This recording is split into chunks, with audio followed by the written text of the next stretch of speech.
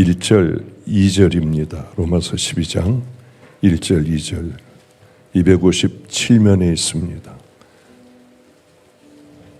제가 2절 봉독하겠습니다.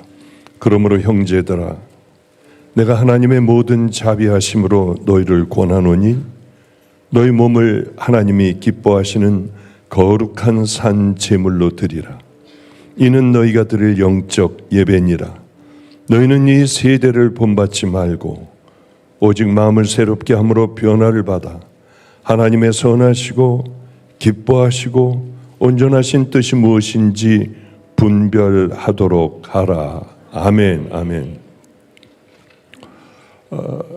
예배를 드리기 전에는 저는 저 의자에 앉아서 잠깐 기도도 하고 찬양도 같이 따로 부르고 말씀을 어떻게 진행을 해야 할까 또 속으로 생각도 많이 합니다. 그러면서 성도들도 어떻게 찬양을 하나, 좀 은혜가 있나 뜨겁나 하고 둘러보는데 어느 성도들은 울면서 찬양을 열심히 눈물을 닦으면서 찬양을 하기도 하고, 또 어떤 성도들은 그렇게 감동의 얼굴로 열심히 박수도 치고 하면서 예배를 드리는 모습을 볼 때 그런 생각을 들었습니다. 나도 저렇게 예배 드릴 때가 있었는데, 나도 저 마음으로 주님만 불러도 울고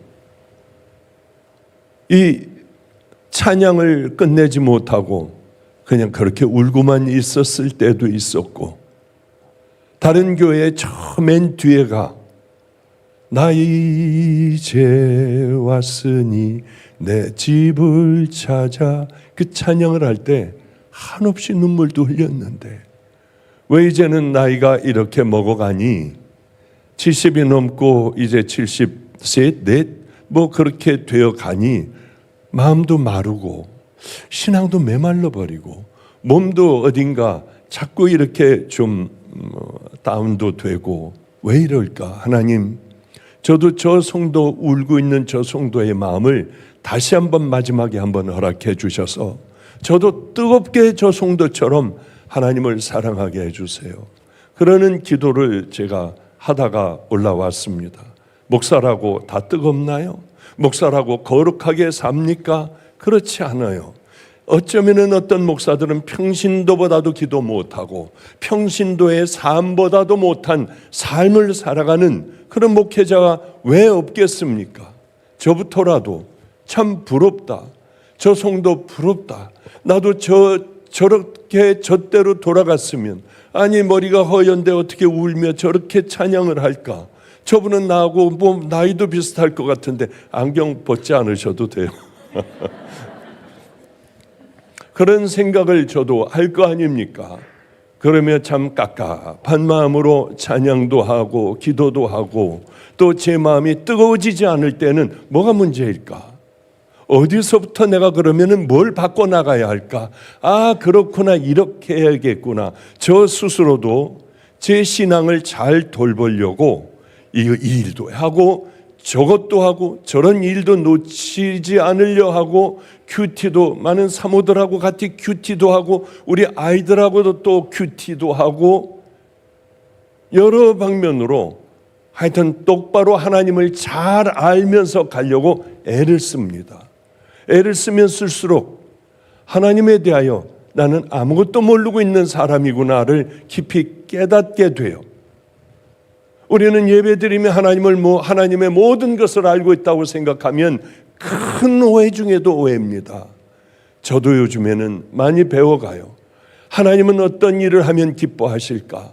내가 이만큼 큰 일을 하면은 하나님 얼마나 좋아하실까? 그래, 저렇게 큰 교회에 수도 없는 많은 사람들에게 복음을 강력하게 전하고 왔으니 이제 주님은 얼마나 기뻐하실까 하는 생각을 왜 안 하겠습니까?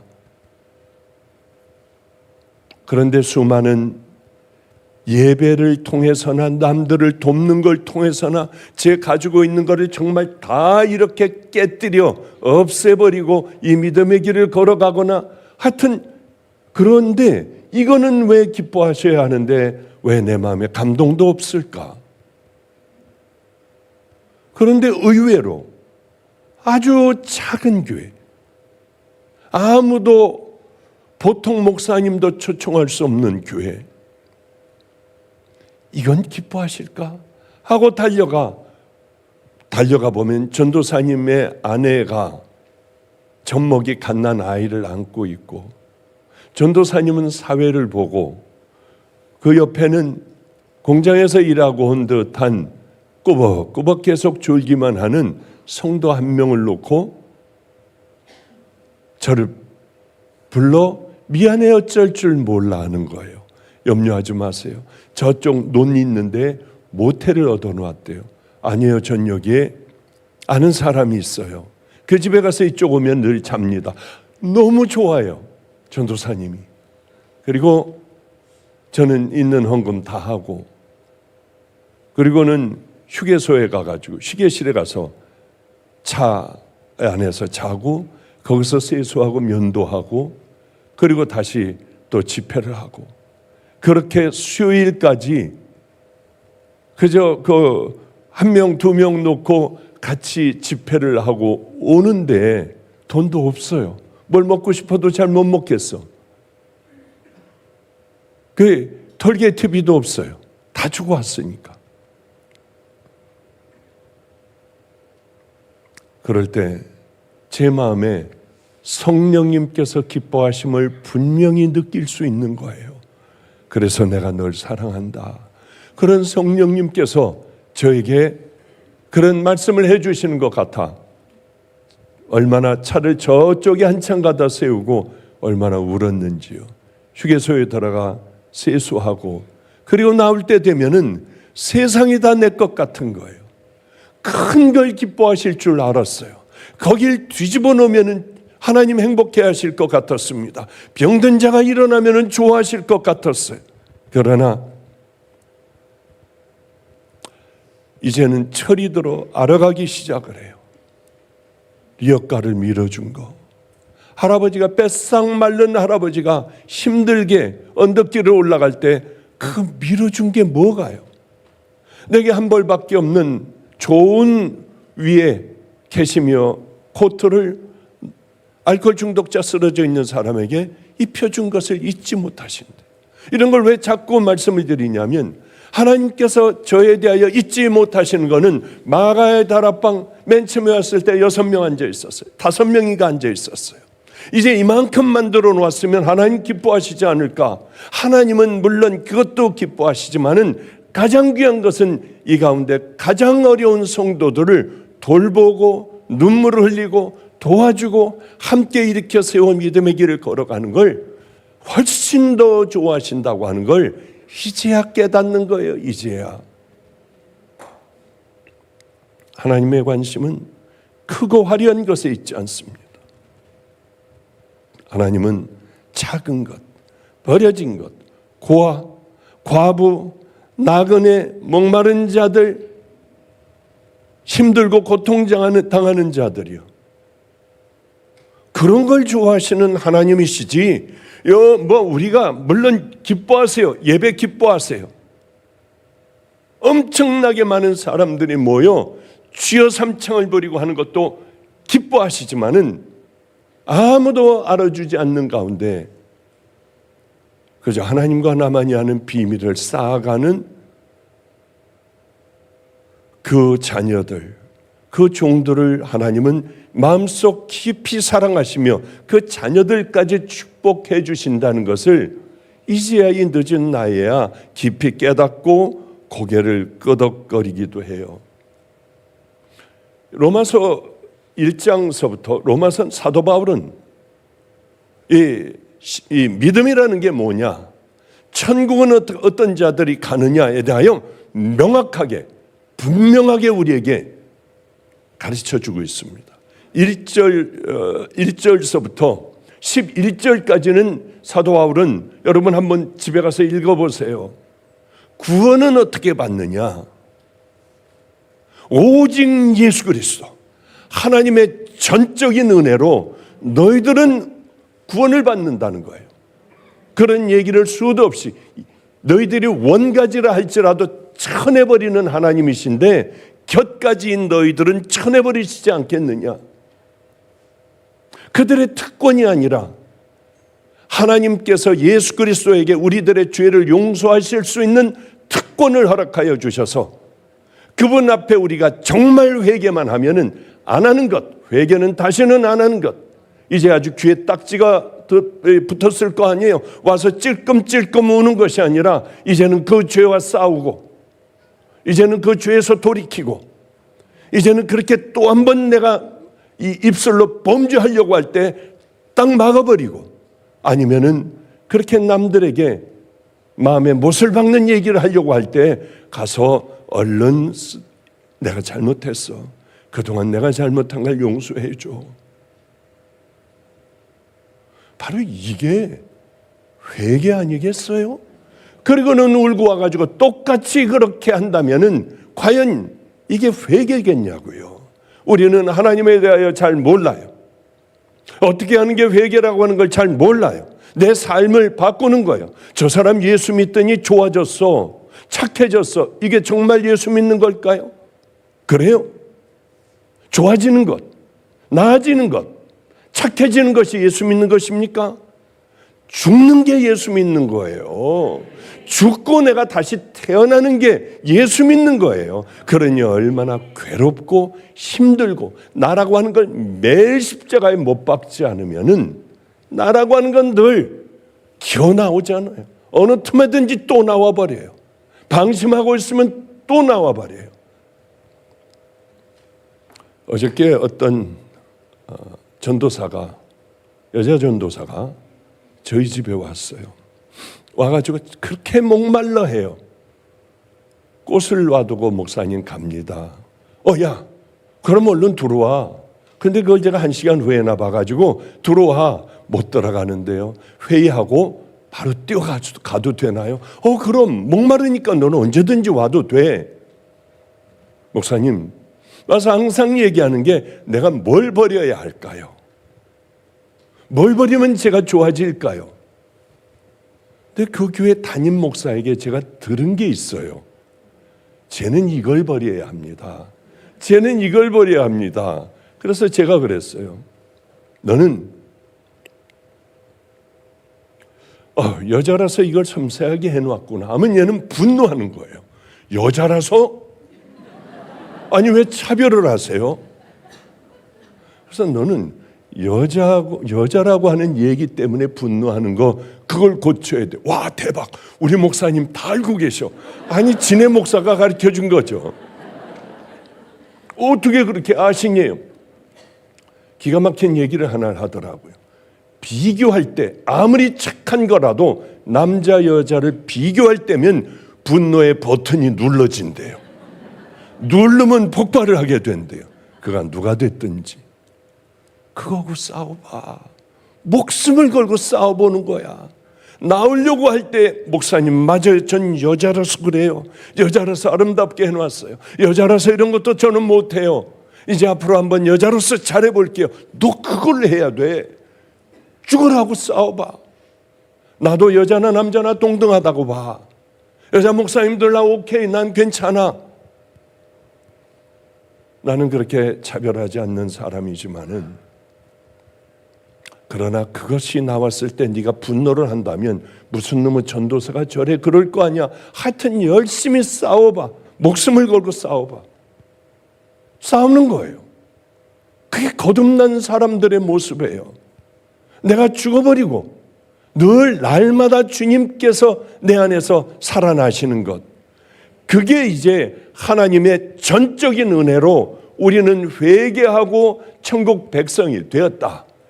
이게 사도 바울이 1장서부터 로마서 11장까지가 기가 막히게 정말 보석과 같은 구원에 대한 정의를 내려요. 그러면 오늘 12장 1절서부터 16장까지는 뭐냐? 너희가 구원을 받았냐? 그러면 예전 그대로 있다면 너희는 버리운 자다.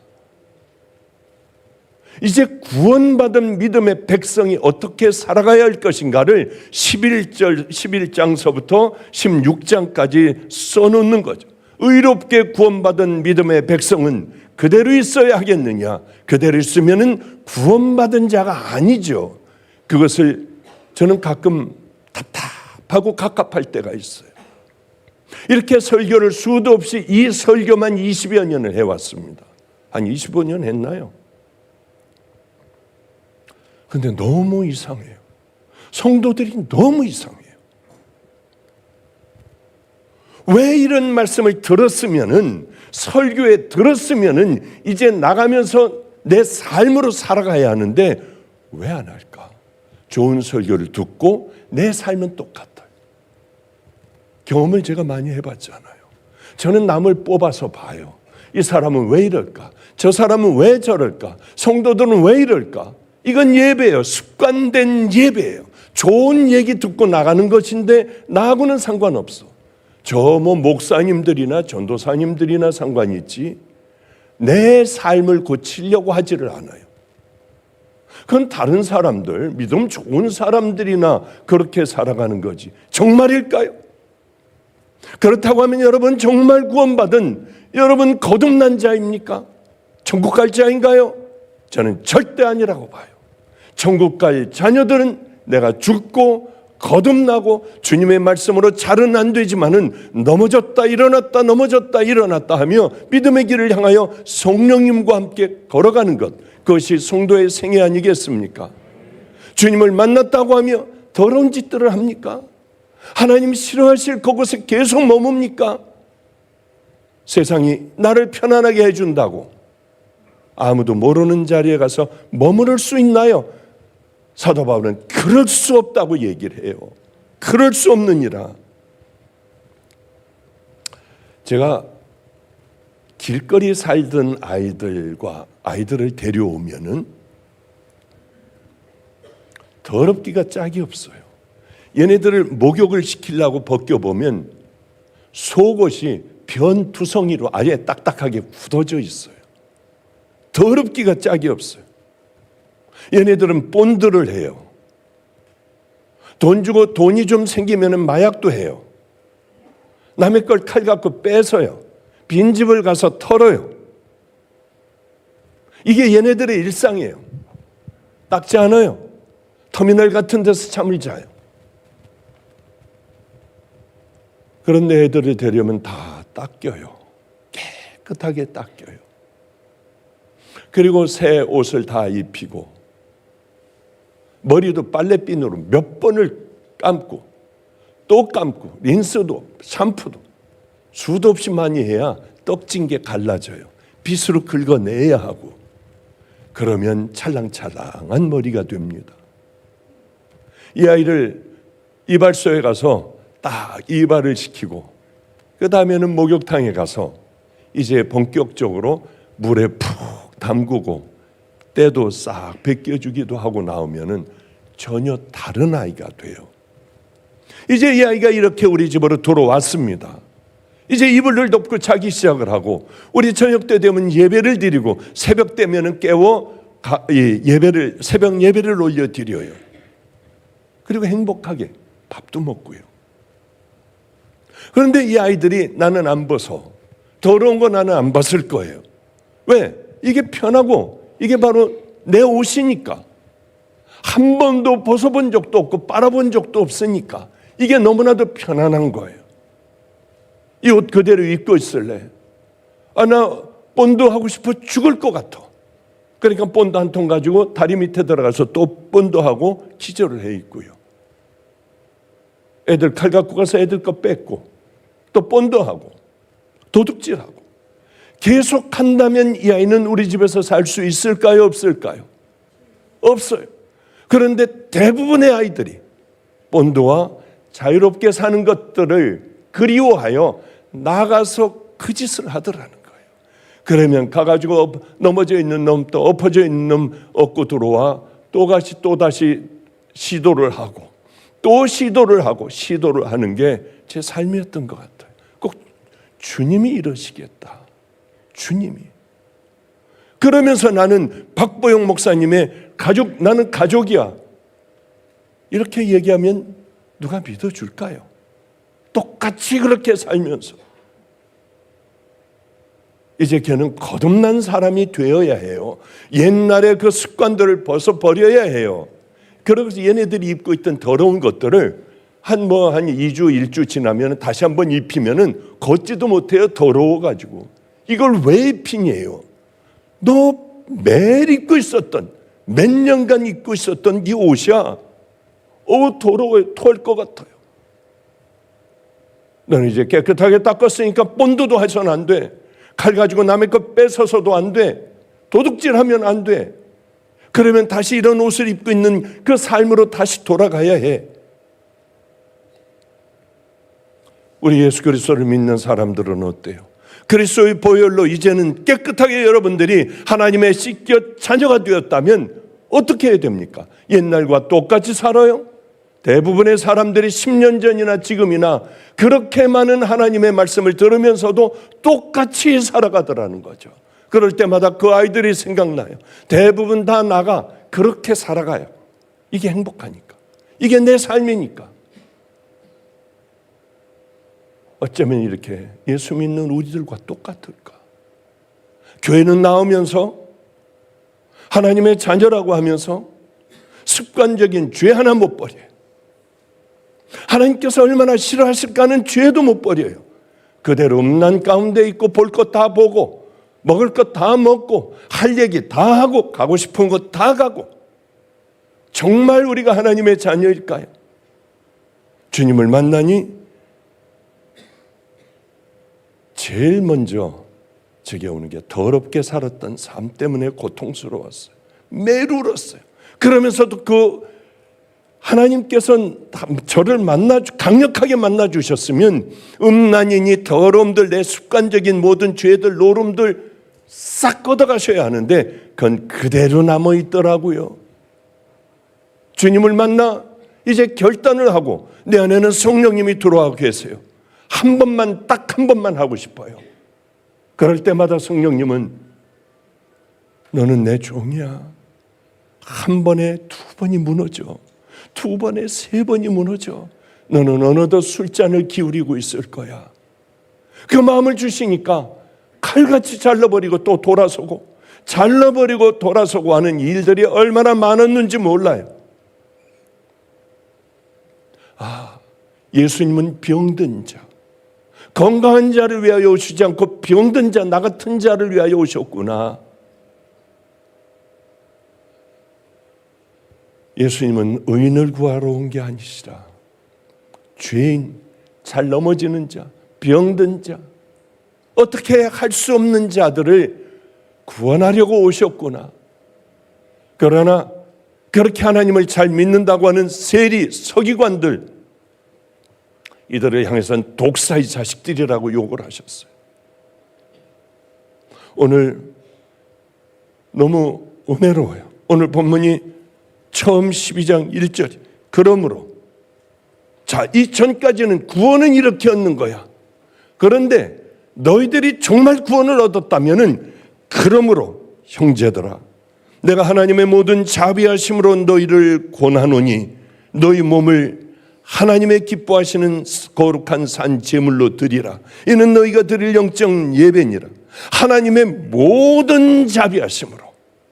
사도 바울은 이렇게 표현을 했어요. 더는 강력하게 표현할 수가 없었어요. 하나님의 모든 기뻐하시는 거룩한 너희 몸을 하나님의 자비하심으로 기뻐하시는 산 제물로 드려. 이제 몸뚱아리를 드려라. 그래요. 제물로 드려라. 이스라엘 백성들은 하나님이 기뻐하시니까 양도 드리고 염소도 드리고 숫송아지도 드리고 제일 좋은 예물을 드리면 하나님 기뻐하실 줄 알고 매 절기마다 절기를 지키며 하나님 앞에 제물을 올려드렸어요.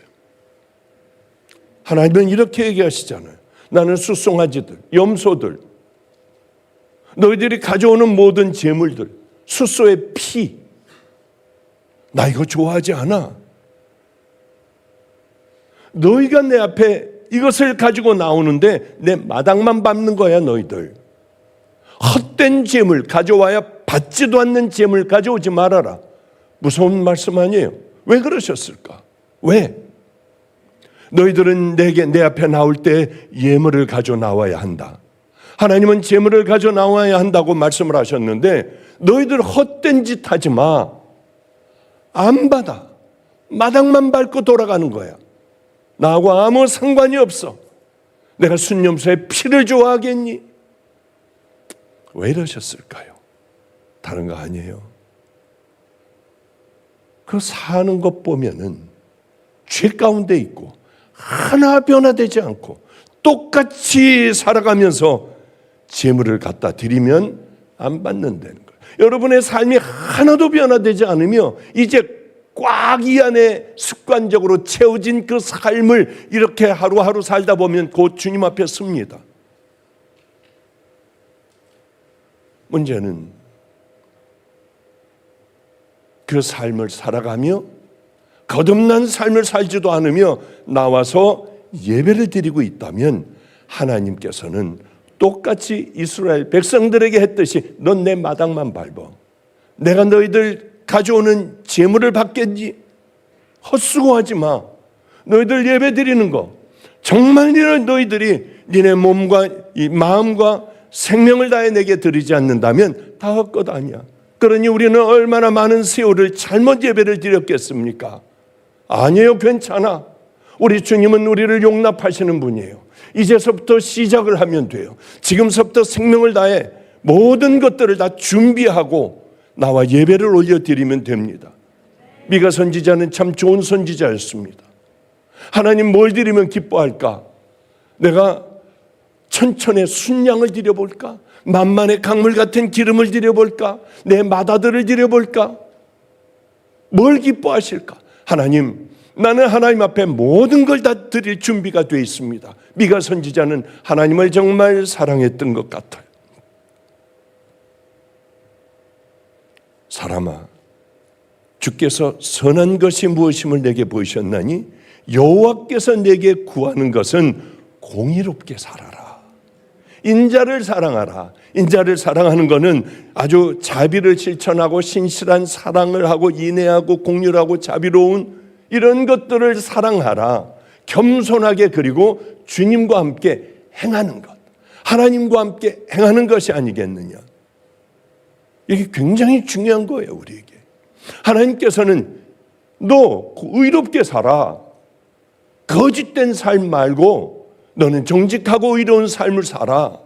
내가 보기에도 정말 아름다운 삶을 살아. 제가 여러분들에게 늘 설교하는 게 있습니다. 예수님이면 어떻게 하셨을까를 물으면서 길을 가다가도 묻고요. 가다가도 예수님이 이렇게 하셨을 것 같아. 차 놓고 수레를 밀고 병들어 아파 죽어가는 사람이 있으면 자동차 사고로 꽉 끓은 사람이 있으면 달려가 먼저 보살필 줄 아는 그런 의로운 삶을 살아가라고 하는 거죠. 주님은 어떻게 하셨을까? 답이 나오면 그냥 놔두면 안 돼요. 달려가야 돼요. 한 번은 아버님네 댁을 이제 김산성 목사, 지금 나이로비 한인교회에 가 있는 그 두 부부하고 저하고 방배동 이제 어느 나와서 큰 사당동의 길을 향하여 가고 있었습니다. 그런데 키도 작은 난쟁이 할머니가 박스를 이렇게 잔뜩 쌓고 가는데 다리도 이렇게 휘셨어요. 할머니가 힘들어 못 올라가는 거예요. 이렇게. 저 할머니는 저거 전문이 아닌 것 같아. 야, 차를 세워놓고 제가 5만 원을 주면서 그 아내에게, 김산성 목사 아내에게 5만 원을 빨리 저 할머니 갖다 드려. 한데 뒤에서 차는 빵빵거려도 상관없어요. 할머니 도와드리고 가야죠. 빵빵하고 난리가 났는데 걔는 뭐 할머니하고 얘기하다 오는데 할머니가 와가지고 그 주머니에다 돌을 주고 달려가더라고요. 왜 돈을 안 받을까? 도로 빨리 타가지고 얼른 출발을 하며 왜 돈을 할머니가 안 받니? 선교지에서 아주 어렵게 선교하는 자기네 교회는 개척교회래요. 근데 아주 어렵게 선교하는 그 선교사님에게 자기가 선교 예물을 보내려고 이 리어카 하나를 빌려가지고 이렇게 박스를 주스러 다니는데 힘이 없어가지고 많이는 못 갖고 가는데 많이 실어서 지금 올라가질 못한다고 하더래요. 돕지 말아라. 나는 내 힘으로 하나님의 그 귀한 우리 선교사님을 도울 거니까 밀지도 말고 돈도 주지도 말아라. 초라하게 생긴 할머니가 그러고는 못 올라가서 낑낑거리고 그렇게 하고 있었어요. 그래서 산송아, 야 니네들 우리 예배 드리자. 저 할머니는 지금 하나님 앞에 예배를 드리고 있는 중이야. 우리도 잠깐 기도하고 예배 드리고 가자 하고 구석에다 놓고 예배를 올려드리고요. 그 할머니를 위해서 예배를 올려드리고 우리는 우리의 길을 왔던 그저 잠깐 하루 동안에 있었던 어떤 그런 이야기들이지만은 제 마음에는 항상 남아 있어요. 우리가 예수를 믿으며 이렇게 좀 살아가면 얼마나 좋을까? 이런 모습이면 얼마나 좋을까? 이런 인격을 가지고 살아가면 하나님 얼마나 기뻐하실까 하는 생각을 얼마나 많이 했는지 몰라요. 하나님께서는 얼마나 너희가 큰 일을 했느냐, 선교지에 어떤 어마어마한 일들을 했느냐, 이걸 원하시는 게 아니에요. 하나님께서 진정 우리에게 원하시는 것은 우리들이 은혜를 받은 만큼, 우리들의 마음속에 담아놓고 있는 만큼 삶으로 살아내는 그것이 바로 천국 백성이고 구원받은 믿음의 자녀라고 하는 거죠. 그렇습니다. 너희 몸을 하나님이 기뻐하시는 산 제사로 드리라. 오늘도 여러분이 은혜를 받았다면 그 은혜를 마음속에 담고 반드시 몸으로 이제는 살아내는 것이 그게 너희 몸을 하나님이 기뻐하시는 거룩한 산 제사로 드리라. 바로 그런 말씀 아니겠습니까? 그래요. 하나님이 기뻐하시는 게 뭘까? 늘 그 자리에 머물라고 하잖아요. 나를 바라보고 겸손해지려면 마태복음 5, 6, 7장을 날마다 읽고, 이거는 제 유언일 겁니다. 한번 해보세요. 날마다 매일매일 하루도 빠지지 말고, 여러분이 머리가 허연 노인이 되어 일어나지 못할 때에도 심령이 가난한 자는 복이 있나니 주여 왜 그렇게 내 심령은 부한지 모르겠습니다. 우리 그렇게 늘 살아갈 때 성령님은 날로 우리들의 육신은 쇠하지만은 강력하게 우리 안에서 역사하신다고 하는 거죠. 너희가 하나님의 성전인 것을 알지 못하냐? 이거 여러분 성전입니까? 아니에요. 이건 예배당이에요. 예배당. 예배를 드리는 장소예요. 어디가 성전입니까? 하나님께서 거하시는, 하나님의 성령이 거하시는, 우리가 성전인 줄 모르고 함부로 얘기하고 함부로 우리는 범죄를 하며 하나님의 마음을 아프게 하고 예수님을 또 십자가에 못 박는 우리들 아니에요. 예수를 믿게 되고 회개를 하게 되면 우리가 뭐 몸이 달라지는 게 아니라 신분이 달라지죠. 하나님의 자녀예요. 그리스도인이 비로소 되는 거예요. 그렇다고 하면 그리스도인이 되려면 이제서부터 뭘 해야 되느냐? 손가락질 받는 우리가 아니라 이제는 신분에 맞는 천국 백성으로서의 이 땅에 삶을 살아내야만 한다고 하는 겁니다. 이 말씀하고 그래요. 이 말씀만 하고 끝내도록 하죠. 또 다음 예배가 있으니까요. 우리 아이 중에 하나가 왜 그것이 알고 싶다, PD 수첩 이런 데도 나오고 애들이 그런 애들이 있으니까요. 한 번은 MBN이라고 하는데 우리 아이가 나왔다고 해서 뭐가 나왔어? 그리고 그쪽을 MBN 소나무라고 하는 데를 틀었는데 잘못 틀었어요. 그런데 어떤 사람의 이야기를 듣게 됐습니다. 할아버지가 이빨도 다 빠진 할아버지가, 이렇게 구부러지고 얼굴도 하얀 할아버지, 머리도 하얀 할아버지가 장가를 가고 싶었던 모양입니다. 그래서 베트남으로 가가지고 베트남 여인과 결혼을 했어요. 거기서. 근데 결혼을 했는데 나 이유는 모르겠지만 할아버지가 거기서 뇌출혈이 생긴 거예요. 그래서 아주 위험하게 됐습니다. 베트남에서는 빨리 비행기를 태워 한국으로 왔고 한국에서는 뇌를 열고 수술을 했어요. 좀 늦었죠. 그런데 베트남을 떠나올 때 이 베트남 아가씨가 이빨도 없고 그런 할아버지한테 자기 남편이에요. 이 처녀예요. 내가 갈게요. 꼭. 내가 갈게요. 여기서 일 다 마치면 바로 갈게요. 누가 그걸 믿겠어요? 돈 받을 거 다 받았고 할아버지 이제 병들어 갔으면 끝났지. 언제 죽을지도 모르는데 이 베트남 아가씨가 와서 할아버지 변을 다 갈아주고 기저귀 갈아주고 훈련을 시키고 하며 걷게 하고 그리고는 자기가 먹고 살아야 하니까 동사무소에 취직을 해서 거기서 돈을 벌어서요. 할아버지를 먹여 살리는 거예요. 할아버지는 한 손이 잘 움직이지도 않고 이것도 절고 하는데 비루다가 그저 아내를 도운다고 앞마당을 쓸고 이렇게 불편한 몸으로 쓸고 있고 둘이 만나는데 환하게도 웃고요. 어쩌면 저렇게 천사들 같을까? 제가 문득 이런 생각을 했어요. 저 할아버지 뭘 도와드리면 좋을까? 죽만 먹는데요. 빨대로. 이가 없으니까. 임플란트를 쫙 해드릴까?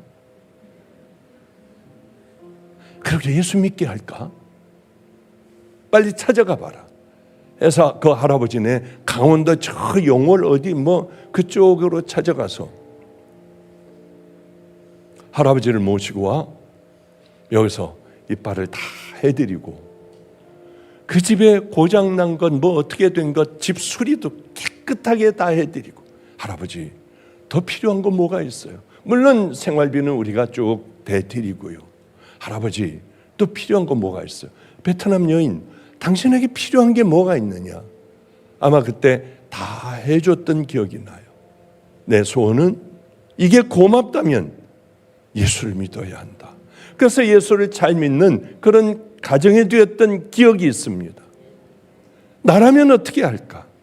나라면 어쩌면 하나님께서는 예수도 믿지 않는 그 사람을 보게 하려고 보지도 않는 그런 데로 찾아 들어가 어쩌면은 이걸 눌렀는데 그 사람이 나오고 와가지고 다 하게 하셨을까?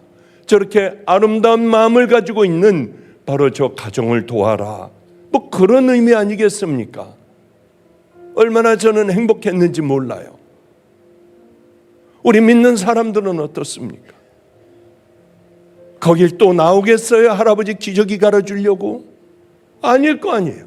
우리가 그런 마음을 갖고 예수 그리스도의 마음을 갖고 정말 그렇게 살아간다면 하나님은 우리 자녀로부터 시작하여 우리들의 모든 고통의 문제들을 확 다 해결해 주시고 우리를 꼭대기에 세워주실 텐데 우리 그런 믿음을 가진 사람이 없어요. 왜 예수 믿으면서 우리는 이렇게 살아가야 하느냐는 거예요. 왜 가짜로 살아가냐는 거예요. 결국은 그분 앞에 가 우리가 진짜인지 가짜인지 심판받아야 하는데 왜 우리는 이렇게 예배 한번 보면 다 천국 가는 줄 알고 그렇게 살아갈까? 사도 바울도 이게 가슴 아파. 구원이 뭔 줄 아니? 그 다음에 너희들이 살아가야 할 것은 너희들의 삶으로 몸으로 제사를 드리며 살아가는 거야. 우린 구원을 너무나도 가볍게 생각해요. 하나님께서 이렇게 아들을 십자가에 못 박아 희생하셨습니다. 우리가 해야 될 게 하나가 있어요. 그분을 따라가는 삶. 큰 걸 하라고 하지 않으세요. 아주 작은 것. 다른 사람의 눈에 들어오지도 않는 것. 거기 머물러 엎드려 기도하고 가진 것이 없으면 기도하고 축복해주고 그리고 떠나는 우리가 되면 안 됩니까? 억울한 소리 요만큼도 못 들어요. 길길이들 뛰어요. 같이 만나가지고 대조해서 한 사람을 거꾸로 때려야지. 우리는 비로소 잠을 잘 수가 있는 이런 사람들입니다. 억울한 거 하나 못 당하며 우리가 무슨 순교를 하고 무슨 하나님의 자녀라고 할 수가 있겠어요? 우리는 앞으로 정말 거룩한 예수 그리스도의 신부들이 되려고 몸부림들을 쳐야 합니다. 행위로 천국 가는 거 아니에요. 사도 바울이 얘기했듯이 몸으로 우리는 하나님 앞에 제사를 드리는 그 삶들을 살아내야 하는 거예요. 그렇게 해야만 천국 간다가 아니에요. 천국 백성은 당연히 그렇게 그 길을 걸어가야 하지 않겠느냐 하는 말씀입니다. 작은 것서부터 싸우세요. 작은 것서부터 매듭을 푸세요. 그리고 우리 주님 앞에 엎드리면 정결한 그릇이 되어 여러분의 기도의 응답을 하나님께서 들어주실 줄로 믿습니다. 기도하겠습니다. 거룩하신 하나님, 우리는 아무래도 엉터리였던 것 같습니다. 로마서를 읽다가 보면은 왜 그렇게 눈물이 나는지요. 아버지요, 가짜가 되지 않게 하시고 다른 것은 가짜인 인생을 살아도 이중적인 인생을 살아도 우리의 신앙만큼은 믿음만큼은 철저하게 가장 아름다운 믿음을 소유하고 살아가는 우리 성도들 다 되게 하여 주시옵소서. 자녀의 축복으로 함께 하여 주소서. 병든 자를 축복하여 주시옵소서. 예수님 이름으로 기도드렸습니다. 아멘.